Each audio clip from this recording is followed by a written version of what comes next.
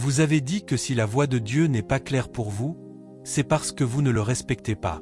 Lorsque vous commencez à le respecter, à respecter la présence de Dieu, à respecter la personne de Dieu, cela produit une certaine disposition du cœur. Lorsque vous maintenez cette disposition du cœur, Dieu est capable de la voir. Dieu est capable de l'identifier. Ainsi, vous n'êtes plus un chrétien occasionnel, un chrétien de nom. Vous devenez ce genre de croyant qui désire que tout ce que Dieu a ordonné pour sa vie s'accomplisse, et à cause de cela, vous reconnaissez et respectez son autorité. Sa voix deviendra alors aussi claire que du cristal, et vous n'en douterez plus jamais. Alléluia! Et je vous dis la vérité, c'est une bénédiction d'être conduit par Dieu. Voilà donc le premier sujet de prière que nous allons prendre. Je vais peut-être vous donner 5 sujets de prière. Le premier sujet de prière est que vous devez demander à Dieu de vous aider à calibrer votre capteur. Si votre capteur n'est pas calibré, vous ne serez pas en mesure de reconnaître Dieu. Et il n'est pas dans votre intérêt de ne pas être capable de recevoir ce que Dieu communique à votre vie. Beaucoup d'entre vous ont manqué des saisons stratégiques au cours desquelles vous étiez censé faire des pas de foi. Vous voyez, lorsque votre saison arrive, il n'est pas évident qu'elle soit arrivée. Ce n'est pas évident. C'est exactement comme une porte qui est normalement verrouillée et que je viens ouvrir. J'ouvre simplement la porte. Ce n'est pas comme si vous déverrouilliez la porte, mais la porte n'est pas ouverte. Ainsi, il ne semble pas évident que vous puissiez désormais y avoir accès. C'est ainsi que les saisons s'ouvrent. Rien ne change en apparence. Et si vous ne pouvez pas lire les indications données par le signal afin de faire des pas de foi, vous risquez de manquer cette saison. Et chaque saison vient avec son propre potentiel. Elle vient avec sa propre mission. Elle vient avec son propre point d'aboutissement en vue. Il pourrait devenir difficile pour vous de vous connecter aux 2 saisons suivantes si vous manquez une saison. Tout comme Google Maps recalcule un itinéraire, si vous commencez à bien vous comporter, Dieu peut réorienter votre parcours afin que vous puissiez vous reconnecter, mais cela sera plus difficile que l'arrangement initial que Dieu avait prévu. Vous êtes censé pleurer et pousser des cris si vous vous trouvez dans une situation où vous ne pouvez pas reconnaître Dieu dans votre propre être, parce que nous allons passer à la pratique lorsque j'aurai terminé. Nous allons faire un exercice pratique. Voyons combien de minutes il vous faudra pour entendre Dieu. Cela montre à quel point vous êtes préparé face aux dangers, face aux choses que vous n'avez pas pu prévoir. Vous êtes vulnérable. Vous pouvez parler en langue et demeurer vulnérable. Parce que parler en langue est un moyen. C'est un moyen, ce n'est pas un objectif. Et l'objectif est que lorsque vous parlez en langue, c'est comme si vous chargiez votre batterie, afin que les fonctions qui sont reliées à cette batterie puissent prendre vie, afin que, par exemple, votre capteur puisse commencer à fonctionner. La manifestation de l'esprit, dit la Bible, est donnée à chacun pour l'utilité commune. Il y a un profit qui peut être tiré de chaque type de manifestation que le Saint-Esprit permet. Et si, d'une manière ou d'une autre, vous n'avez pas encore commencé à tirer pleinement profit de la présence du Saint-Esprit qui est dans votre cœur, cela suggère que votre capteur n'a pas encore été calibré. 1 Jean 2 verset 20. 1 Jean 2 verset 20. Êtes-vous là? Mais vous avez reçu une onction de la part du Saint, et vous connaissez toutes choses. C'est ce que nous appelons la connaissance par révélation. La connaissance par révélation. Si, d'une manière ou d'une autre, nous décidions d'aller dans le livre de Romains afin que je vous montre le chemin de la progression spirituelle, Romains 6 indique que, maintenant, vous êtes né de nouveau. Maintenant que vous êtes né de nouveau, le chemin de la progression spirituelle commence donc à partir du chapitre 6. Pouvons-nous demander? Parce que les croyants de la fin des temps. Oui, vous allez être loin, mais au-delà de cela, nous allons au-delà du voile. Nous avançons au-delà du lieu saint pour entrer dans le Saint des Saints. Celui qui se trouve dans ce lieu est connu pour sa capacité à frapper quiconque entre dans sa présence sans préparation adéquate. Vous ne pouvez donc pas entrer dans le Saint des Saints avec un esprit distrait, parce que vous n'êtes pas certain de ressortir vivant de cet endroit. Êtes-vous là? Cela signifie que, tout d'abord, si nous sommes capables de le reconnaître, nous devons ensuite respecter la présence que nous avons reconnue. C'est ce que j'ai retenu de son témoignage. Il était arrivé au point où il reconnaissait cette présence, puis il était passé au point où il respectait cette présence. Si vous ne passez pas de la reconnaissance au respect, vous n'arriverez jamais au point où il vous conduit. Le troisième niveau est celui de la conduite. J'ai entendu une histoire. J'ai entendu une histoire. Il y a cet homme. Il vient pour prier et il prie pendant de longues heures. Et pendant qu'il était là, Dieu lui donnait de nombreuses instructions étranges. Très bien. Il se demandait donc pourquoi Dieu lui donnait ce genre d'instructions. Par exemple, il pouvait être en train de prier et Dieu lui disait « prends cette pierre, ce morceau de pierre, et commence à faire des déclarations sur cette pierre comme si tu faisais des déclarations sur le territoire. » Il recevait des instructions étranges, n'est-ce pas? Un jour, il vint pour prier, et Dieu lui dit alors « mets-toi à genoux et prie-moi ». Il se mit donc à genoux. Au moment même où il passait de la position debout à la position à genoux, quelqu'un tira un coup de feu. Si cet homme était resté debout, il serait mort. Maintenant, pendant ce temps, êtes-vous là? Pendant ce temps, la manière dont Dieu l'avait entraîné en vue de ce jour décisif où il aurait besoin de survivre grâce à la voix de Dieu, c'était en lui demandant de faire des choses insensées. Prends cette pierre. Et je sais que vous êtes tellement majestueux. Vous êtes tellement majestueux que vous ne pouvez pas vous aligner sur la folie qui se trouve en Dieu. Voilà pourquoi vous êtes là où vous êtes. Vous vous souvenez encore de Luc 4, où Jésus a dit « L'Esprit du Seigneur est sur moi, parce qu'il m'a oint pour panser ceux qui ont le cœur brisé. Il m'a envoyé. » Et il présenta son manifeste, la mission de l'onction qui reposait sur lui, et c'était des moments d'exaltation. Puis la Bible dit « Et il ferma le livre et le rendit au ministre. » Voyez-vous, après avoir trouvé sa destinée dans le livre et l'avoir lu à haute voix, tout le monde était enthousiasmé. Mais vous voyez, le livre qu'il remit au ministre était un livre fermé. Cela signifie que le ministre allait maintenant quitter sa présence, retourner dans son bureau et essayer de trouver son chemin. Mais le livre est fermé, parce que l'instrument qu'il utilisera pour essayer de s'orienter, c'est son intelligence, et le livre est fermé à l'intelligence. En vérité, je vous le dis, si un homme ne naît de nouveau, il ne peut voir le royaume de Dieu. Voilà l'explication que Jésus donne de ce que signifie naître de nouveau. Tout d'abord, il y a quelques subtilités dans ce passage de l'Écriture. Et la première subtilité se trouve dans le mot « voir », qui, en grec, correspond à « eido ». Et « eido » signifie percevoir au moyen de l'utilisation des sens. Cela signifie que l'activité de votre esprit. Êtes-vous là? Votre esprit humain recréé est un organe sensoriel. C'est un réceptacle. Vous ne me suivez plus maintenant. Écoutez si vous êtes avec moi, parce que je veux conclure.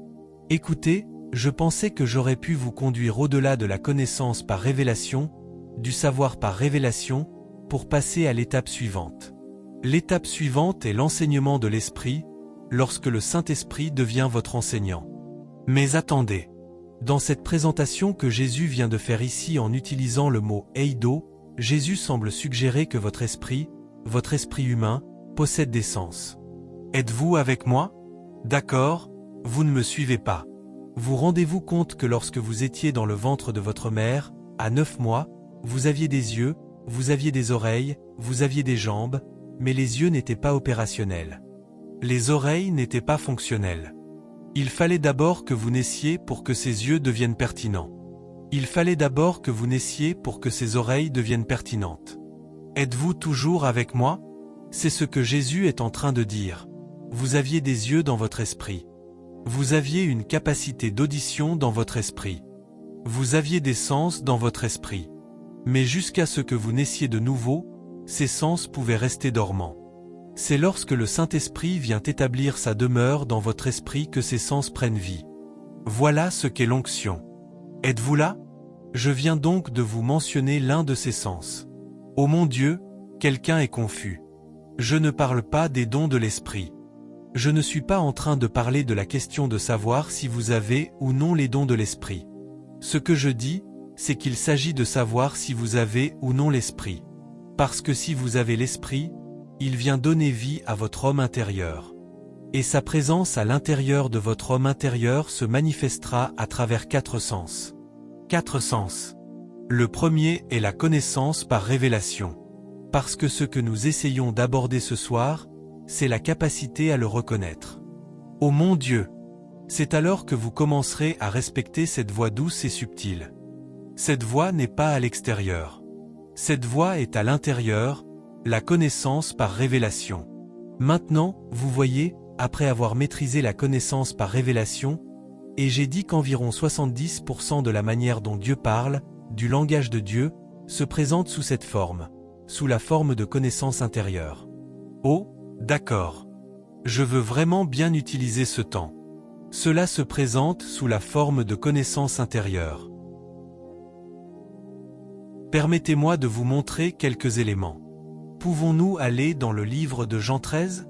Dans Jean 13 verset 1, la Bible dit « Avant la fête de Pâques, Jésus, sachant ». Pouvez-vous souligner le mot « sachant » ? Que son heure était venue de passer de ce monde au Père, ayant aimé les siens qui étaient dans le monde, il les aima jusqu'à la fin. Et le souper étant terminé, le diable avait déjà mis dans le cœur de Judas Iscario, fils de Simon, de le trahir. Et Jésus, sachant que le Père avait remis toutes choses entre ses mains, sachant qu'il était venu de Dieu et qu'il retournait à Dieu. Il y a donc 3 connaissances intérieures ici. Jésus savait que le Père avait remis toutes choses entre ses mains, Jésus savait qu'il était venu de Dieu, et Jésus savait qu'il retournait à Dieu. Pouvez-vous voir que, dans la vie de Jésus, il n'a jamais été pris au dépourvu à aucun moment? Lorsque l'heure vint où il devait quitter ce monde, il le savait. Il n'a jamais avancé à l'aveugle, parce que l'onction était calibrée de manière à pouvoir capter les connaissances provenant de la révélation. Ne marchez jamais à l'aveugle. Maintenant, est-il vrai que vous êtes capable de le reconnaître? Parce que, parfois, il ne parle pas, il se déplace simplement en vous d'une certaine manière. Il se meut simplement. Et nombreux sont ceux qui n'ont pas encore reçu la capacité de discerner son mouvement. Cela signifie donc que Dieu est en train d'accomplir quelque chose à l'intérieur de votre cœur, mais que vous ne savez pas ce qu'il est en train de faire. Et si tel est le cas, vous n'êtes pas suffisamment intime avec Dieu pour être un prédicateur, parce que Dieu ne parle pas votre langage. Il ne parle pas la langue anglaise. Dieu ne parle aucune des langues humaines que vous connaissez, pas même le français. La voix de Dieu, la pensée de Dieu, se trouve dans le mouvement de son esprit. Ainsi, si vous ne pouvez pas discerner le mouvement de son esprit, il vous sera impossible d'exprimer clairement ce qui se trouve dans sa pensée. Si je dis que nous devons tous nous lever et prier, vous allez faire quelque chose. Vous serez en train de faire quelque chose. Mais un homme qui sait reconnaître sa présence sait quoi faire pour découvrir ce qui se trouve dans sa pensée. Et malheureusement, cela ne s'enseigne pas à l'école biblique. C'est le produit de l'intimité. Votre cœur était désespérément désireux d'identifier Dieu, de reconnaître Dieu. Dieu a donc vu ce désespoir. Vous vouliez être capable de le reconnaître parce que votre cœur lui appartenait entièrement. Alors il vient et vous donne un dispositif. Avec ce dispositif, vous pouvez le suivre à la trace. Voilà la différence entre les garçons et les hommes. Parce que, comment diable, le Pounded Yam. Connaissez-vous le Pounded Yam? D'accord, certains d'entre vous ne connaissent pas le Pounded Yam. Nous sommes en Amérique. Vous devez voyager. Vous devez voyager au Nigeria. Il existe quelque chose que l'on appelle le Pounded Yam, et vous devez le connaître. Alléluia. Au moins, pour beaucoup d'entre nous, Dieu peut encore vous parler lorsque vous êtes simplement en train de regarder le Pounded Yam. Mais pas lorsque le Pounded Yam est en mouvement. Vous savez, c'est difficile. Mais pour quelqu'un qui s'est entraîné lui-même et qui a façonné la disposition de son cœur afin de demeurer humble devant la présence de Dieu, Dieu lui donne un dispositif, et c'est avec ce dispositif qu'il peut le suivre à la trace. C'est un capteur. Vous avez besoin d'opérer beaucoup plus dans le discernement afin de discerner Dieu, ses mouvements et ses activités à l'intérieur de votre cœur, bien davantage encore que vous n'avez besoin du discernement pour discerner les diables et les démons. Ce n'est pas mon message. C'est à cause de mon incapacité. Nous ne pouvons pas entrer dans ce sujet aujourd'hui. Alors, peut-être, je ne sais pas s'il me reste encore une session, mais si c'est le cas, alors peut-être que ce sera le message. Il vous donne un dispositif. C'est un capteur. C'est un capteur capable de suivre ses mouvements. Ainsi, vous pouvez savoir s'il est debout. Beaucoup d'entre vous ne connaissent pas cette expérience qui consiste à percevoir que Dieu est maintenant debout, ou que Dieu est en train de montrer quelque chose du doigt. Vous ne connaissez pas cette expérience. Vous ne savez pas quelle sensation cela produit dans votre cœur, parce que vous n'avez pas ce dispositif de suivi. Vous n'avez pas encore considéré Dieu comme étant tellement important que vous ressentiez le besoin de le suivre à chaque instant de la journée et de maintenir la communion avec lui, afin qu'il vous soit possible de comprendre ce qu'il dit au sujet des situations et des circonstances qui se forment autour de votre vie au cours de la journée. Ce dispositif de suivi dont je parle est ce que la Bible appelle une onction. Vous savez que la Bible dit que nous avons reçu une onction de la part du Saint et que nous connaissons toutes choses. La preuve que l'onction est à l'œuvre, c'est que la faculté de connaissance, la faculté surnaturelle de connaissance, s'active, et vous recevez la capacité de savoir. Il peut y avoir de la turbulence. Il peut y avoir un tremblement de terre. Il peut y avoir du feu. Mais la voie, le Seigneur peut ne pas s'y trouver. Mais vous pouvez être certain qu'il sera toujours dans une voie douce et subtile. Toujours. Toujours. La connaissance par révélation. Voilà le premier sens. Même les personnes qui ne sont pas baptisées du Saint-Esprit, mais qui sont véritablement et authentiquement sauvées et qui ont une vie de prière, possèdent cette dimension. C'est simplement que lorsque vous êtes baptisé du Saint-Esprit, la présence du Saint-Esprit agit comme un catalyseur qui accélère les processus spirituels. Elle rend les choses plus faciles. Elle raccourcit le processus. Le temps que vous devez investir est plus court parce qu'il y a un catalyseur. Êtes-vous là? Ainsi, le premier est la connaissance par révélation. Le deuxième est l'écoute de la foi, ce que vous appelez entendre la voix de Dieu. Entendre la voix de Dieu n'est pas une fonction de l'onction qui repose sur vous. C'est une fonction de l'onction qui est en vous, de l'onction intérieure. Ainsi, vous pouvez avoir le don de la parole de connaissance. J'ai le don de la parole de connaissance. Si nous commençons à prier, je peux commencer à dire aux gens certaines choses à leur sujet. Je peux commencer à opérer dans ce don. Mais le fait que vous ayez le don de la parole de connaissance ne signifie pas qu'il vous sera facile d'entendre Dieu. Vous pouvez être en train de dire aux gens, « Toi, ceci, je vois cela », et pourtant, vous-même, vous n'êtes pas capable d'entendre Dieu pour vous-même. C'est parce que la parole de connaissance dans laquelle vous opérez est un don qui agit sur vous, et elle ne vous profite pas personnellement. Ce qui vous profite personnellement, c'est l'investissement qui se trouve à l'intérieur de vous. Ainsi, beaucoup de personnes développent ce qui est sur elles sans développer ce qui est en elles. Et c'est pour cette raison que vous voyez quelqu'un qui a la foi pour les miracles des autres, mais qui n'a pas la foi pour son propre miracle. Il possède la puissance pour la guérison des autres, mais il n'a pas la puissance nécessaire pour demeurer lui-même en bonne santé, parce qu'il a développé autre chose. Êtes-vous là? Si vous voulez vivre correctement, si vous voulez vivre dans la sainteté, si vous voulez vivre dans la justice, vous devrez investir dans cet homme intérieur. C'est de là que provient votre caractère, le fruit de votre esprit humain régénéré. Cela vient de l'intérieur. Il y a donc beaucoup de personnes qui peuvent guérir les malades, mais qui succombent à la prochaine tentation qui se présente. Cet homme n'est pas fort dans son homme intérieur. Il n'est pas fort dans son être intérieur. Il est seulement fort dans ce qui lui donne la capacité d'exercer le ministère. Et comme le pasteur Wally l'a dit, l'onction est placée sur votre vie afin de produire une certaine fonction. Elle est liée à votre appel. Votre appel est différent de votre manière de vivre. Vous avez appris à courir sur la piste de votre appel, mais vous avez oublié comment vivre. Vous gagnez du terrain dans votre appel, mais vous ne savez pas comment vivre. Vous n'avez aucune puissance pour la vie, aucune puissance pour vivre.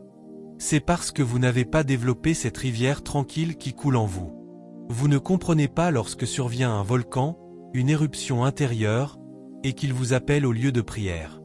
Il ne vous appellera pas par votre nom, Angela. Il y a simplement une manière dont cela se produit. C'est comme une éruption à l'intérieur de vous, et vous savez, d'accord, c'est le moment de prier. Si vous ne comprenez pas ce langage, c'est comme lorsque vous avez faim. Votre corps vous dit que vous avez besoin de nourriture. Personne ne vient vous apprendre à comprendre ce qu'est la fin ni quel est le message de la fin. Vous arrivez à un certain point et vous savez que vous avez besoin d'aller aux toilettes. Personne ne vient vous le dire. Il y a une certaine manière dont vous ressentez un inconfort, et vous savez que vous avez besoin d'évacuer quelque chose. C'est un langage organique. Voilà ce dont je parle.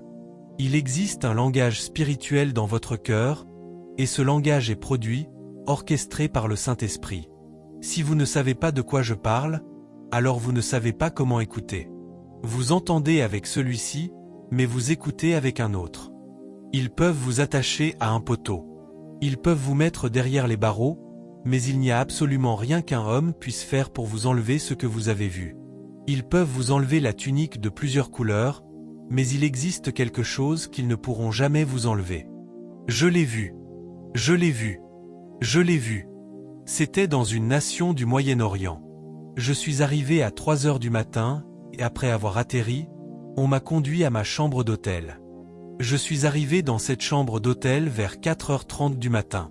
Je me suis précipité au restaurant parce que j'étais affamé. Et je leur ai demandé de la nourriture. L'homme qui se trouvait là était indien. J'ai parlé tout l'anglais que je savais parler. L'homme ne comprenait pas l'anglais. Il m'a répondu dans une langue indienne. C'est simplement que vous n'étiez pas là, parce que cela aurait été un spectacle étrange. Vous parlez anglais. Vous essayez même de parler un anglais très simple, comme celui d'un enfant, en faisant des gestes, et puis l'homme se met à parler dans une langue indienne. Nous étions simplement là. Puis il a apporté le menu, et le menu était écrit dans une langue indienne. Au moins, j'avais plusieurs options, alors j'en ai choisi une. Il me l'a alors lu à haute voix. J'ai dit. Je suis resté assis là pendant encore 1 heure. Lorsque le repas est arrivé, il était vert. Ah! C'était des grains, mais des grains verts. Et je me demandais, cela fait un certain temps que je voyage, mais je n'avais encore jamais vu cela. Regardez bien ceci. Je me suis dit, peut-être devrions-nous essayer. L'accumulation d'épices faisait en sorte que ce repas était tout simplement immangeable. Il était immangeable. Je vous assure, il était immangeable. Je l'ai recraché. Lorsque je l'ai recraché et que l'homme a vu que c'était sérieux, il a prononcé son premier mot en anglais. Après plusieurs tentatives, il a réussi à prononcer le mot « drugue », médicament. J'ai alors compris que ce qu'il essayait de me dire, c'était qu'il s'agissait d'un repas bon pour la santé. Je lui ai dit, je ne suis pas malade. Ce dont j'ai besoin, c'est de nourriture. Et puis, lorsque nous sommes repartis dans cet échange entre l'anglais et sa langue indienne, j'ai compris que nous n'allions arriver à rien. J'ai quitté ce restaurant. J'avais payé et je suis parti en colère. Je ne savais pas qu'il y avait une raison pour laquelle Dieu ne voulait pas que je mange. La seule chose dont je ne me souviens pas, c'est le numéro de la chambre, parce que c'était à Dera, à Saba. Le nom de l'hôtel était Rahab. Quant au numéro de la chambre, d'habitude, je n'oublie pas ce genre de choses, mais je ne sais pas ce qui s'est passé. Peut-être. D'accord, je ne sais pas. Je ne sais pas. Je suis entré dans la chambre et j'étais en train de défaire mes affaires lorsque Jésus a traversé le mur. Je l'ai vu. Il est resté avec moi pendant 29 secondes. Cette rencontre que j'ai eue avec Jésus représente 10 années de ma vie. Ce qu'il m'a dit, l'instruction qu'il m'a donnée ce jour-là, a influencé les 10 années suivantes de ma vie. Je suis revenu de ce voyage et j'ai parcouru le Nigeria 6 fois. 6 fois en 10 ans, de 2009 à 2019. Et en 2019, le 16 août, il est revenu. Je l'ai vu de mes propres yeux. Il y a certaines choses qui ne sont pas. Peut-être que demain, il me donnera une certaine liberté pour en parler. Il existe quelque chose de plus que l'onction. Quelque chose de plus que cela. Je travaillais dans l'industrie pétrolière. J'avais gravi les échelons et j'étais maintenant sur le point de devenir manager. Des gens peuvent tuer pour s'asseoir sur ce siège. Des gens peuvent apporter votre nom à Shango afin de vous faire paralyser avant le jour de votre gloire, simplement pour vous écarter du chemin. C'est une bataille, parce qu'à partir du moment où vous accédez à ce niveau, vous êtes à l'aise. Vous pouvez même vous permettre d'avoir une voix de baryton. Vous pouvez vous le permettre. Alléluia. Ce genre de voix, vous pouvez vous le permettre à ce niveau-là. Mais plus je progressais, plus je m'approchais de ce jour, plus ce travail mourait dans mon cœur. Jésus savait que son heure était venue de passer de ce monde, et ayant aimé les siens qui étaient dans le monde, il les aima jusqu'à la fin. Alléluia. Amen. Il savait qu'il était venu de Dieu. Il savait qu'il retournait à Dieu, vous savez. Ainsi, lorsque ces soldats romains essayaient de le briser par les châtiments, de briser son âme. C'est ainsi que les spécialistes du renseignement extraient des informations de personnes qui essaient de les dissimuler dans leur âme. Ils vous poussent au-delà de votre limite d'élasticité. C'est ce que Satan essayait de faire à Jésus. Mais vous voyez, la raison pour laquelle Satan ne pouvait pas trouver la limite d'élasticité de Jésus, c'est parce que Jésus savait où il allait. Il n'y eut jamais un seul moment où il se sentit sans espoir, impuissant, sans destination et sans direction. Ce genre de confusion que Satan fait venir sur les hommes résulte du fait qu'ils sont incapables de suivre la pensée de Dieu. La persécution est facile lorsque Dieu vous parle. Êtes-vous là? La persécution devient une chose légère à porter si vous savez que vous êtes sur la bonne voie et que telle est sa volonté pour vous. Vous porterez cette persécution avec tellement de grâce, parce que vous savez qu'au milieu de cette persécution, le grand est là avec vous. Jésus savait que son heure était venue. Alors, ma première question pour vous aujourd'hui sera celle-ci: qu'est-ce que vous savez?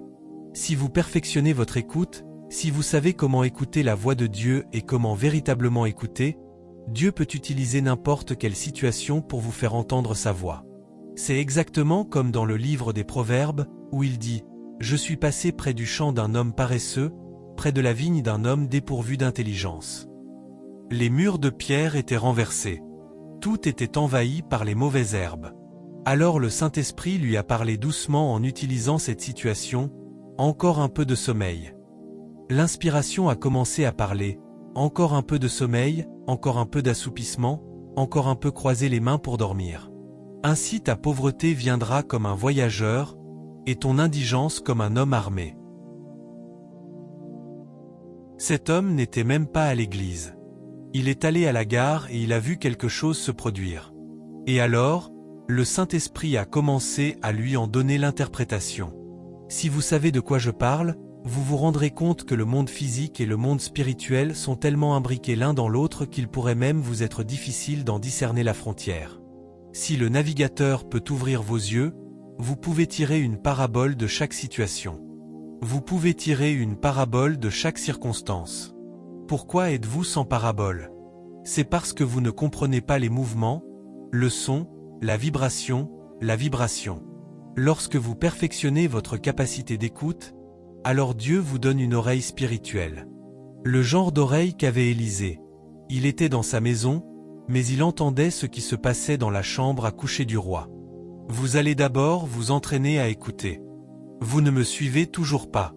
Si vous avez besoin de quelqu'un à tenir pour responsable de ce message, nous devons être le genre de ministre capable de prendre auprès de notre Dieu et de donner au peuple, de puiser dans sa richesse, de puiser dans sa sagesse. Et si vous ne vous êtes pas entraîné à écouter, comment pouvez-vous devenir un canal par lequel il pourra passer afin d'atteindre un monde mourant comme celui que nous avons ici? Vous ne savez pas à quel moment le Saint-Esprit prend possession des cordes vocales d'un être mortel, et vous savez alors que ce n'est plus un homme qui parle. Quelque chose s'est emparé de lui. Quelque chose l'a saisi. Il a été ravi. Et il parle par l'expression que lui donne un autre. Lorsque sa lampe brillait sur ma tête et que, par sa lumière, je marchais à travers les ténèbres. Il y avait des hommes qui traversaient des lieux obscurs avec précision. Mais vous portez un fardeau de confusion. Vous ne savez pas si vous devez tourner à gauche ou à droite. Et Dieu ne veut pas que nous avancions à l'aveugle. Il y a un voyage. Il vous appelle. Il vous appelle à entreprendre un voyage. Il vous appelle à vous rapprocher et à voir par vous-même. Vous avez entendu des histoires. Vous avez entendu des voix. Mais il veut que vous voyiez. C'est ce qui s'est produit sur la montagne de la Transfiguration. Des hommes sont venus et ils ont vu. Je vais m'arrêter ici maintenant. Avez-vous entendu le son? Avez-vous entendu le cri? Parce que ce cri n'est pas destiné aux oreilles de tout le monde. Il est destiné aux oreilles intérieures. La connaissance par révélation. Voilà le premier sens. Ensuite, l'écoute de la foi. Vous découvrirez que même des personnes qui ne sont pas baptisées du Saint-Esprit peuvent entendre Dieu. Oui, parce que ce qu'elles possèdent, c'est l'Esprit. Ainsi, ces sens peuvent fonctionner, mais elles ne peuvent pas opérer dans les dons de l'Esprit, parce que l'onction qui repose sur une personne n'est pas sur elle. Êtes-vous là? Fais briller ta lumière à l'intérieur de mon vase. Il arrive un moment où Dieu fait briller une lumière à l'intérieur de vous, et cette lumière est tellement intense. Elle est tellement intense, et la plupart des gens ne savent pas ce que cela signifie. Cela signifie que Dieu est en train de vous donner une compréhension par révélation. Si vous le ressentez, alors vous commencez à prier par l'Esprit, puis Dieu amène votre intelligence dans l'obéissance, et l'inspiration commence alors à agir sur votre intelligence. Vous commencez à comprendre. Savez-vous ce que cela signifie lorsque Dieu veut vous parler? Savez-vous ce que vous ressentez lorsqu'il veut vous parler? Ainsi, vous savez que Dieu veut parler. Alors, même si vous êtes avec votre femme, vous lui dites « Attends, attends, il m'appelle. Conduis-nous au-delà du voile. Permets-nous de voir par l'illumination de la Shekinah. » Car beaucoup contemplent à la lumière du soleil, d'autres à la lumière d'une bougie, mais nous voulons entrer dans le Saint des Saints afin de voir par la Shekinah. Pouvons-nous demander à Dieu?